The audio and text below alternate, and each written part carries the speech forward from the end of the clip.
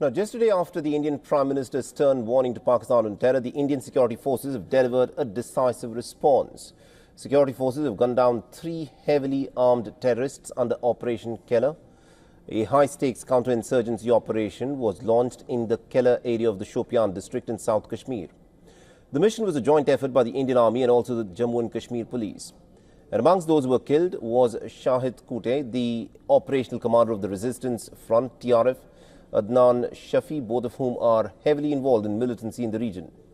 The third terrorist identity is still being ascertained as the authorities continue to gather intelligence from the operation side.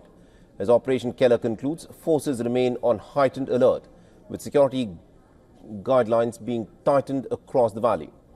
However, as the authorities continue with their efforts to dismantle terror networks, new developments have emerged. Posters have appeared across the Shopian district, offering a reward of about 20 lakh rupees to individuals who provide information leading to the identification and capture of those responsible for the Pahalgam terror attack. The posters assure the identity of the informants will remain confidential.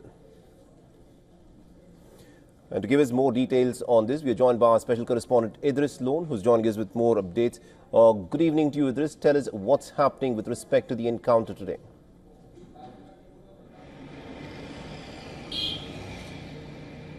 Well, Saleh, this search operation still continues at the encounter site, but all the 3 terrorists who were holed up at the encounter site have been killed.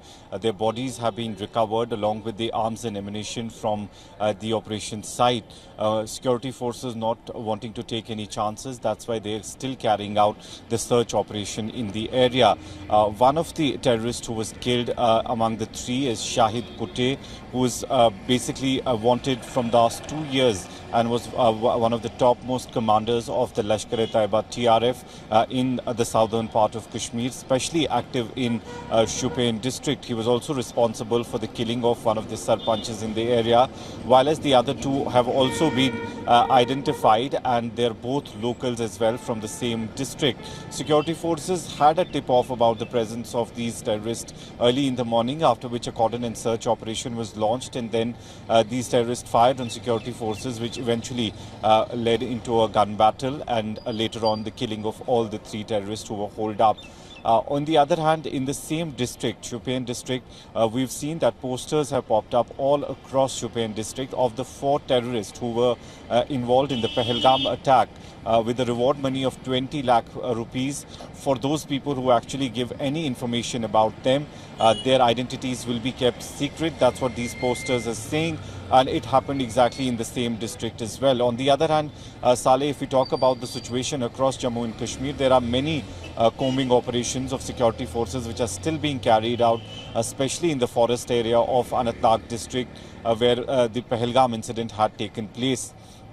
On the other hand, the situation is also coming back to normal. If we talk about Jammu and Kashmir with regard to airport opening, both the airports, Jammu as well as Srinagar, the flights basically took off from Srinagar as Jammu airport, both the airports. On the other hand, we also saw all the schools, colleges as well as universities opened.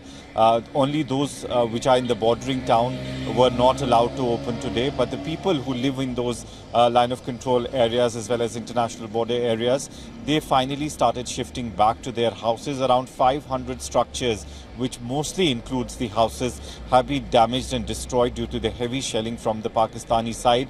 So basically these are the people who will have to rebuild their lives yet again, and they're the ones who bore the brunt of the crossfire and the artillery that was basically thrown from the opposite Pakistani army side.